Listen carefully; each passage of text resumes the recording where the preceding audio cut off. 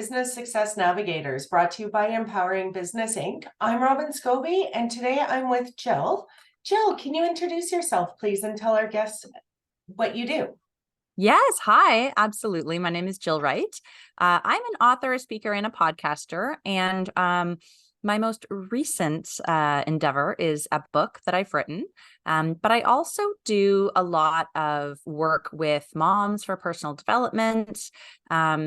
And so my four sort of pillars of things that I teach on include time management, goal setting, self-care, and mindset. So a lot of different facets, but they all work together. Absolutely. Because really without that mindset, and it's really hard to make all those other things come together, especially for a mom. Oh my gosh. Yeah. Yeah. And then because most of our listeners are business owners, so you add that business component to it, and being a female in the business world and trying to figure out your cash flow and your time management and all of that. That's a really big undertaking for a lot of people. Yeah. And for me personally, I work a 9 to 5 job as well. So I am doing my business, all the different facets of the business at odd hours, at odd times, trying to manage. And so I've learned a lot about how to get really efficient in my business so that everything can still get done. But it doesn't take me as much time as it might take, someone who's just starting out and figuring these different tips out. Mm-hmm. And self-care. Oh my Like I've owned a business now for almost 20 years, and taking that time for myself. I always thought self-care meant I had to go get pretty eyelashes or pretty fingernails, and that's not me. I am hands-on type of mom, so having pretty fingernails, playing with Play-Doh was never an option because I'd spend all my days trying to dig it out. But even now that my kids are older, that's still not who I am. So can you describe what self-care really is? hmm It's super easy in my view. It is taking care of yourself. And we forget to do that. As women, as moms, as business owners, we're putting everyone else first. We're prioritizing everyone else's needs. We're putting out fires. We're solving problems, right? That is our MO all day long. And so we kind of get caught up in that. And oftentimes we forget to also care for ourselves. So for me, self-care is anything that fills your cup up. I find sleep to be my biggest form of self-care, which sounds hilarious, but sleep is, for me, the thing that resets me, that recharges me. And if I don't get it, things go downhill quick, right? Mm-hmm. We can't all work sleep into our everyday. So there's also things that I like to recommend to people to find what works for them in smaller pockets so that you can take like 5 minutes throughout the day and have a few tools for self-care, like things such as, deep breathing exercises, or even just like taking your phone out and calling your best friend for a few minutes. Self-care can be, scrolling your favorite Instagram page, if that's truly what fills you up. For many of us, it's not. And that's a whole other conversation. We think it's helpful and it's not. But, there are some for whom that is truly inspirational and it fuels them, and depending on what you're looking at, right? So self-care is very much, I think, overlooked and misunderstood for a lot of people. Very much misunderstood because, like, I'm not a young person. At 40, I really should have known what self-care was. And It's I not really talked had about. no idea until the last 2 years that, yeah, self-care just means taking a little bit of me time, and it's okay. It is okay for the kids to be on their own. It is okay. And yes, my kids are 17 and 15 now, right? But it's okay. It is okay to say, no, I'm just taking 5 minutes. Can you all Mhm. leave? This is, Mhm. or I am watching the show. This is me. Yeah, that's Yeah. it. And I went away for a weekend. I was lucky enough to go just after Thanksgiving out to Squamish in BC for a weekend for mom camp, which was incredible. That for me was self-care. And my kids say, well, why are you going? They called it a field trip. They said, why are you going on a field trip? And I'm like, it's how mom takes care of herself. Mm-hmm. Like I need this time to take care of myself. And they're like, oh, okay. And if we can, include that with our little ones in the conversation, and even in our work environments and within our friendships and relationships with our parents and spouses. If we can include that language to sort of just say, this is how I take care of myself, people are going to respect that. I think people are afraid to take self-care or to prioritize self-care because of what they think others will think of them. But if you have someone who loves and respects you, they're going to want you to feel your best. And so to have the language to tell them what that is for you is super powerful. And it's weird because like growing up, I always thought we never talked about self-care. We never talked about any of this. But yet I can remember as a very young child, do not interrupt my mother while she was reading her book. Right. Right. I knew that. Well, that was a form of self-care. Her sitting on the couch, reading her book. I knew life had to be pretty much the house had to be on fire for us to interrupt her. Yeah. Or my dad watching Jeopardy. But those were things that filled them up. And it's just put differently now. We have different language surrounding it. And I think it's definitely becoming more acceptable to talk about, which is wonderful. Now, to be able to make that time for self-care, you also said you had a component of time management. Yeah. And this is how it all fits together. It's so incredible. These tools, they just weave together so perfectly. Time management is something that when I started my personal development journey, when I first became an entrepreneur, I'll take you back a little bit. I actually, just at the beginning of the pandemic, right before the pandemic, in fact, I decided I was going to quit my corporate job and open up a retail consignment store in my town to be closer with my kids. I just finished my second maternity leave, and I was like, you know what, this feels really good. All the pieces lined up. And then pandemic hit, none of it really could happen. And I deep dove into personal development because I felt really lost at that time, like many of us did, right? Our whole worlds got turned upside down. And my favorite part about personal development was time management. And I learned so many different techniques and tactics. And the beautiful thing about it is that they're not all going to work for everybody, but we get to choose from sort of this menu, right? The more options we have, we can try and see what works for us, because, something like the Pomodoro method of time management, working for 25 minutes, taking a 5-minute break, working for 25 minutes, taking a 5-minute break. That doesn't work for me, because if I'm in it, I get in flow and I want to keep going. Yeah. Right. But it works really well for some people who have ADHD or shorter available pockets of time. That method works really well for them. Or doing a job you absolutely hate, because I actually use that method to keep my house clean.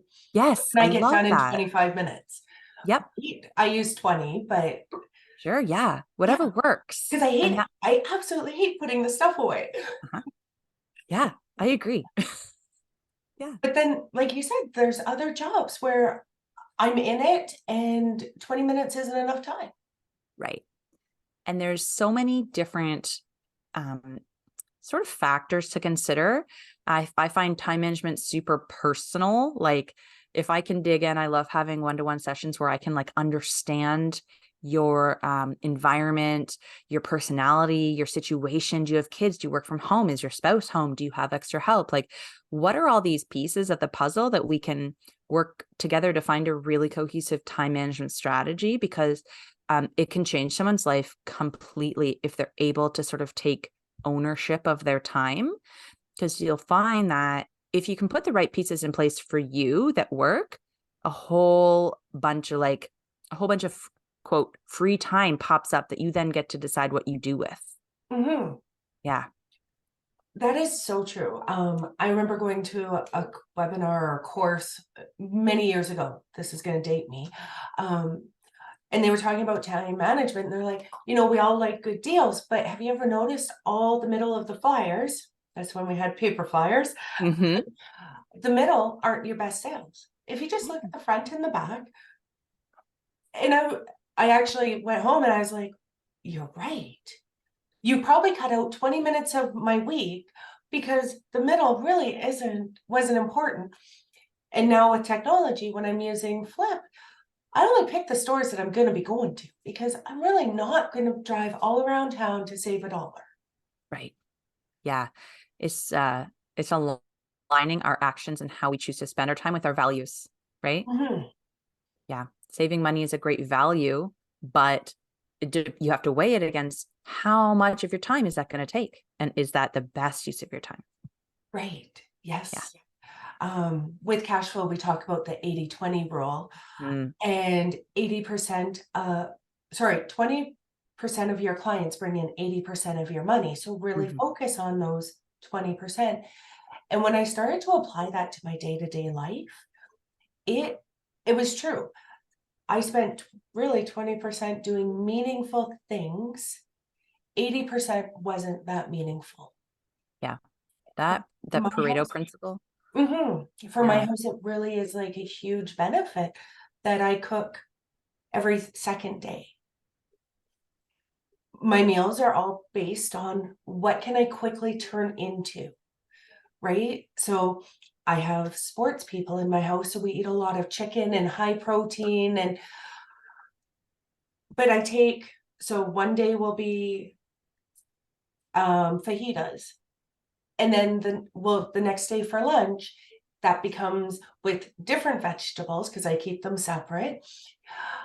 It becomes a different wrap, That's perfect. right? So it cuts out my cooking time, which allows me to have that free time to go have my bath, to read my books, to just sometimes sit in my room and listen to music. But it's me time. Yeah.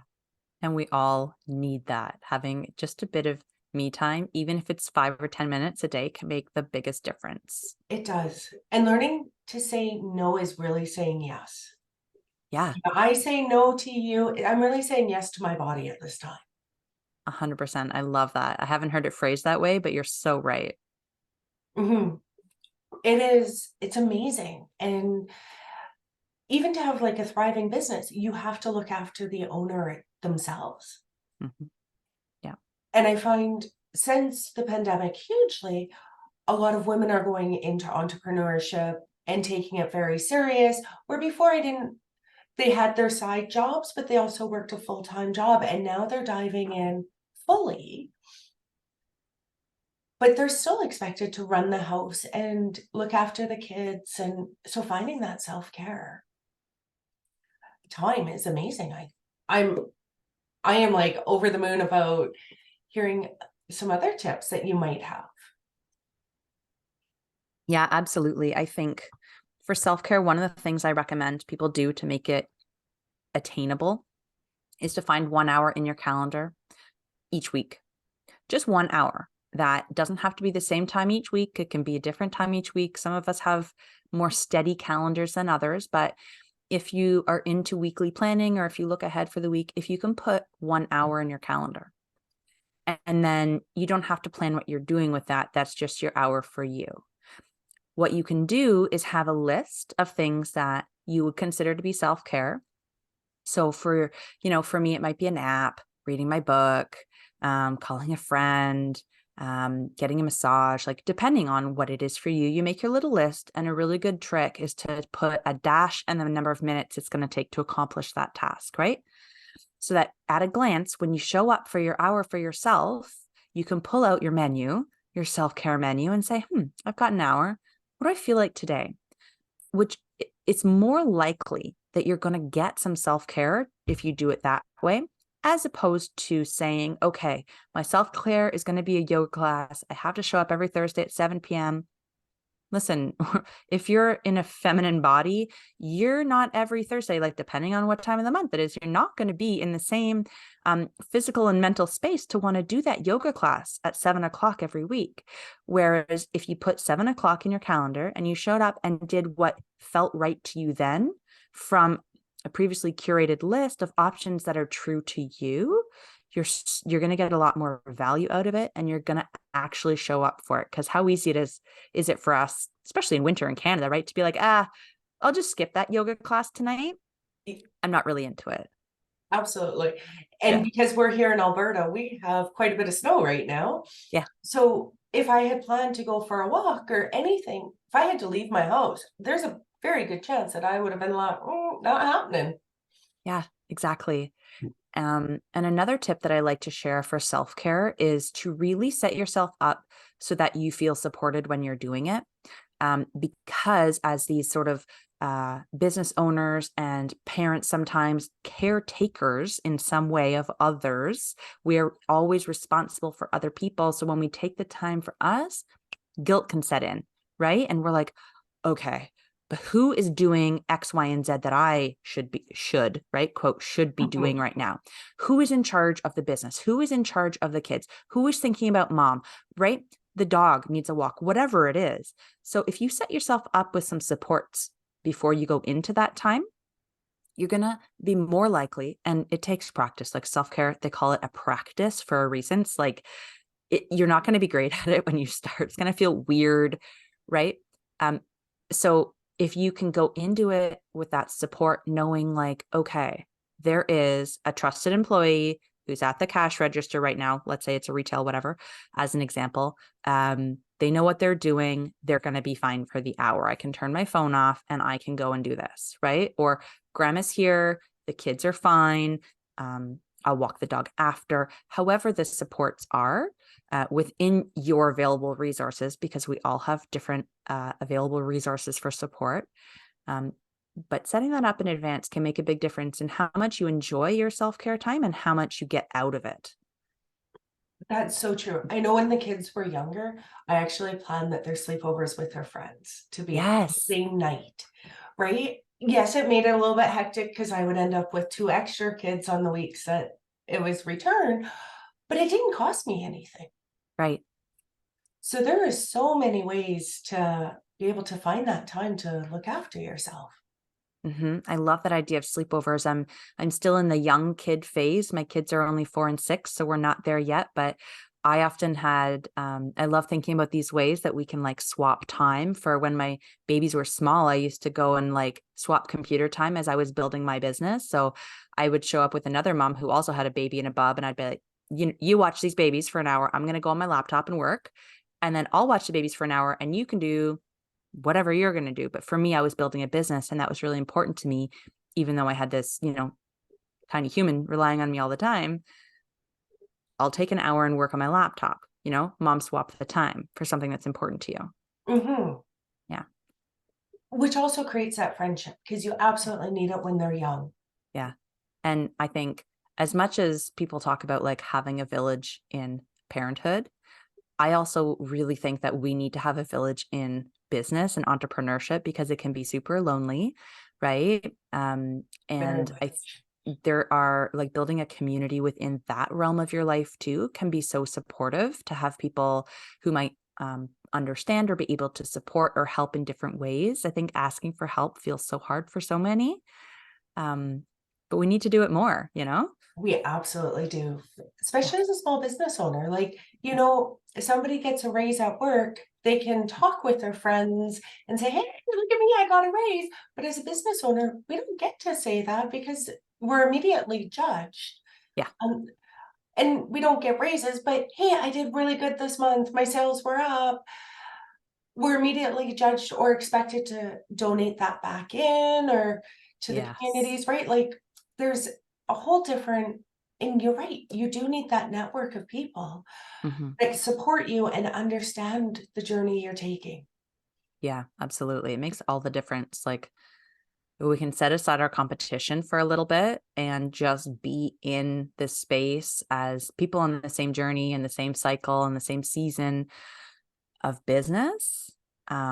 Especially women in business, right? Like, oh my God, there's so much opportunity if we work together and support one another. Yes, Yeah, it's cool. it is. And even we've actually, I just did a workshop and we had talked about this of, don't look at your competitor as your competitor. I bet you guys can collaborate because there's so much work out there and not everybody is a good fit for everybody. hmm I don't like reading the same types of books as the next person, or we all have different personalities. So just work together, be kind, be together. And remember, hmm we're all in this together. I know that saying got way overused a few years ago. Still, though, it rings true, right? There's a reason cliches are cliche, because they're true. And I think that if more people could focus on having a growth centered mindset, sort of seeing that there is more than enough for everybody rather than a scarcity mindset, feeling like there's not enough. Just that shift in your perspective can really change how you show up for your business, first of all, but also for your community, for your employees, for your competitors, right? All of Mhm. these pieces of your life bring on a whole new meaning if you view it um, instead of a place of scarcity from a place of like just possibility and growth. Absolutely. And I know you had mentioned it at the beginning about the mindset and everything as well. Like it's just a puzzle that you're putting together and trying to help, because it really is a mindset of let's be kind, let's be together, and it's going to be okay. Yeah. Right? At the end of the day, it's going to be okay, and you don't have control over everything. And that's a hard part for a business owner, because we try to have control, we try to predict, we're always one step ahead. So, like, you have to have the right mindset, and you have to work on your time management, to work on your self-care. I'm sure all of this is in your book. Is that what your book was about, or? Yeah. So, funnily enough, the book is sort of a counterpart to what I teach.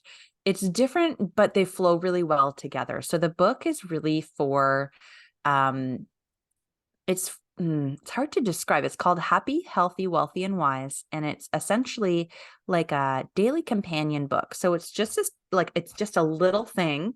You have it on your bedside table, your coffee table. The book is in 4 sections: Happy, Healthy, Wealthy, and Wise. And each page is just either a question, a quote, a tip, an idea, a really quick tidbit or lesson or piece of wisdom within that topic. And so most of it is definitely from that personal development, time management, goal setting, self-care, mindset realm. But I've packaged it a little bit differently because the goal is for this book to be more universal.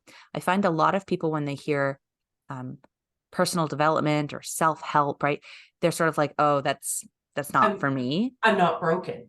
Yes. And it's like, well, these are things everyone who wants to have a different or better life than they have now in any area, these are tips that can help them. So what I did was I tried to package it in I guess in a more like friendly user, easier to consume kind of way, but it's the same basic principles. It's the same ideas. They're broken into different categories, but my hope is that you can pick up the book and just flip to a page and put it down and think about that one thing for the day, right?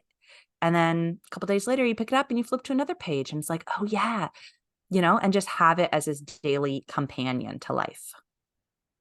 I love it. Yeah. And I think you're right. Like, everybody, when you talk about self-care, self-help, all of that, there is that stigma that goes along with it that, well, I'm not broken. But if people take a step back, I don't know about every other mom out there, but I definitely read the What to Expect When Pregnant. Yeah. I didn't have 90% of those symptoms, Right. but I still wanted to know what I could be doing. And same with What to Expect in that first year. Yep. And by the time my second was born, well, I didn't use it anymore, because by then I had figured out everybody is different. But there was a lot of tips in there on what to do if this happens. Hmm. And I Right? think, So I love the idea of the book of, I can just pick it up and have a thought-provoking, think about it. What can I do better? mhm. Am I doing right? Yeah, exactly. And I think even just having the the tools and the resources available can make such a difference, right? Mhm. Um, if y- at the end of the day, we don't know what we don't know. And so if there's a book in your house that you can pick up once in a while and learn something that you didn't know, that's a super valuable tool, because every time we learn something, this is the thing I love about personal development, or whatever you want to call this sort of growth centered way of living, is that everything I learn, there's a ripple effect that impacts my children, and therefore how they show up at school and their friends, and therefore that friend's family and different pieces of my community. When I work these little changes into my life, the ones that work for me, right? Not every tip in my book is going to work for everybody, just like time management and self-care. It's all personal. Right. And what But works today might not work tomorrow either. 100%, 100%. But it all does have a ripple effect, which is so rewarding. And we're just making our worlds a better place, which is how, when enough people can do that, to focus on their own self and then by proxy, their own community, that's how big change happens in the world. It's not, you don't have to do big action to make big impact, right? It all starts at home. It all starts with you. Yeah. You know, when you said that, it brings me back to I was a single mom, still am, hasn't changed. But when my son was younger, he's more the hyper child, and he started his day really early. So by the time I was getting him ready for school, it was often he had many meltdowns by the time we had to get to school, and learning opportunities, as I like to call them, of, you can't jump off the back of the couch, you can't, right? But when I stopped going, just embrace that, just allow him, and then teach him to clean it up, and make sure that last 20 minutes before I sent him to school, there was no fighting in our house. If it meant we would be that 5 minutes late for school, but there was no fighting. Because my daughter liked to sleep in, it was always like a big fight. And I'm sure I set the kids up for failure. Well, I know I did, because once I implemented no fighting, not that I couldn't discipline, but you know what? We'll talk about that after school. That's okay. We'll clean that up later. That's okay. I watched both of their grades go up, and the moods at school get better, and the teachers were calling less. And all it was me not really getting after them that last 5 minutes before we walked out the door. Where's your mittens? Where's your coat? Come on, guys. Why Yeah. are we hitting each other with our scarves? No, Parker, you can't tie your sister up. I feel that so deeply, Robyn, because I have a early riser who has autism, so he has a lot of energy as well. And his sister, like, I totally feel you in that. And I found the same thing, is that if you can give a bit of grace, like we're also averse to discomfort right now. So if we can just allow ourselves to be a little bit uncomfortable for the greater good of like establishing connection or setting ourselves up in a more positive mood when we go into our day, it makes a huge difference. It is. Yeah. It's absolutely amazing how just that little bit does make such an impact for everybody. Yeah. Because it wasn't just me running out the door to get to work at the same time as them to school. It helped my employees, because I wasn't walking in going, oh, I can't do it. Why can't they listen? I'm now late, right? Mm-hmm. To, hey, it's like, happy Monday, everybody. It's okay. That's right. There's Timbits in the car. I had extra time. Right? But it not only impacted my staff, but it also impacted all the school staff and their friends. And then they were just set for the day. And it was a very small change. And it started with me, and it really didn't take that much. Well, two things you said there are really important. The first one is that it was a small change. I don't know if you've read Atomic Habits by James Clear. That is his whole thing, right? Small changes, get 1% better. That's all you need to do. Mm-hmm. And the other part of that I want to make sure people heard you say is that it all starts with me, right? We are not able to control anybody else. And as hard as that is, the way that you can impact other people's behavior is through your own, right? Because as you make changes, other people are going to notice and they're going to react as well. I mean, it's not always going to be that when you change, they change for the better as well, but you do have influence over others by the way you operate and the way that you live your life, even though you can't control them. That's so true.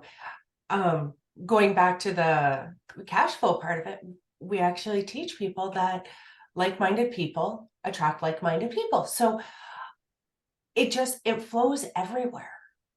Yep, Good, absolutely. kind people, calm people, content people absolutely just attract those type. Yeah, it's like any business, right? Each of our businesses has a specific like energy about it, a vibe, right? We all have a culture in our business, whatever word you want to call it, it has that mm, that essence of the business. Mhm. And the way that you draw in those clients is you people who are attracted to that vibe or attracted to that energy or attracted to that whatever culture, those are the clients and the employees that you're looking for, right? We don't need to waste our time or our energy trying to draw in people that aren't aligned with us. I love that word alignment. It just makes me feel like ease, like, oh, yeah. So if you can be strong in your culture and your vibe, you're going to get those right people coming to you. They're going to find you. Mhm. Yeah. Yeah. And it's all intertwined, like your personal life, your home life, and your work life and your entrepreneurship. It is all one person driving it all, right? So you really do have to look after yourself to look after your business. Yeah. Yeah. Yeah. Yeah. That's your only responsibility really is to look after yourself. Unless, you've got kids and whatever. But at the same time, if you're not looking after yourself, you're not looking after the kids. No. Same thing with the business. If you're not looking after yourself, the health of the business reflects the health of the leader, right? Always. Absolutely. I know we're just about out of time today. How do people buy your book? And then how do people also get in contact with you? Thank you. Yes. The book is going to be released on November 26th. So it may or may not be in the world when this comes out, but it is on pre-order now. If this releases early, it's on Amazon, it's on Barnes and Noble, and in a couple of weeks, it'll be on Chapters Indigo. So you can buy it in any of those places. Another really great way to get your hands on it is just go to the library and ask for it. They probably won't have it, but especially in Canada, libraries can order any book that you ask for. So you don't have to go out and pay for this book. You can just order it from the library. They'll source it for you. And then also by doing that, it's in your community and other people can benefit as well.